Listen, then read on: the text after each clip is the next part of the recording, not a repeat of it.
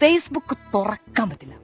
Facebook തുറന്നിട്ടുണ്ടെങ്കിൽ ഈ പാണന്മാരുടെ പാട്ട് ഇങ്ങനെ വായിച്ചു പോകുക എന്ന് പറയുന്ന ഗതികേടാ. നമുക്ക് പരിചയമുള്ളവരോ നമ്മളുടെ പ്രിയപ്പെട്ടവരോ നമുക്ക് ഇഷ്ടമുള്ള കാഴ്ചകളോ ഇതൊക്കെയാണല്ലോ നമ്മളുടെ സെറ്റ് ചെയ്ത് വെച്ചിരിക്കുന്ന ഒരു അൽഗോരിതം എന്ന് പറയുന്നത്. ഓരോരുത്തരുടെ പോസ്റ്റ് വിവിധ പോസ്റ്റുകളിൽ വരുന്നു.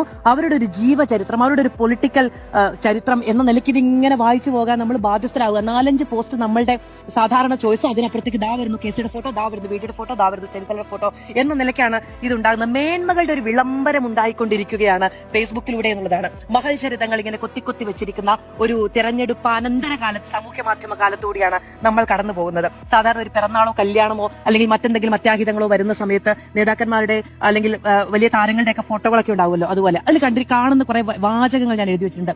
കനൽ വഴി താണ്ടി വന്നവൻ, പ്രതീക്ഷയുടെ ചെറുവെളിച്ചമായവൻ, സംഘടനാ മികവ് കൊണ്ട് അമ്പരപ്പിച്ചവൻ, മാസ്റ്റർ ഡിസൈനർ, ഉയർത്തെഴുന്നേൽപ്പിന് വളമാകുന്നവൻ, വിയർപ്പ് പൊടിച്ചവൻ, ഈ നിലയ്ക്ക് മുദ്രാവാക്യം വിളിക്കാൻ കഴിയുന്ന ഭാഷാശേഷിയോടുകൂടിയാണ് ഈ സാഹിത്യ ഉത്സവങ്ങൾ ഉണ്ടാകുന്നത് എന്നുള്ളതാണ്. ഇത് കാണുന്ന സാധാരണ മനുഷ്യന്മാർക്ക് ഇത് പെയ്ഡ് പ്രൊമോഷൻ ആണെന്ന് മനസ്സിലാക്കാനുള്ള സാമാന്യ ബോധമുണ്ട്.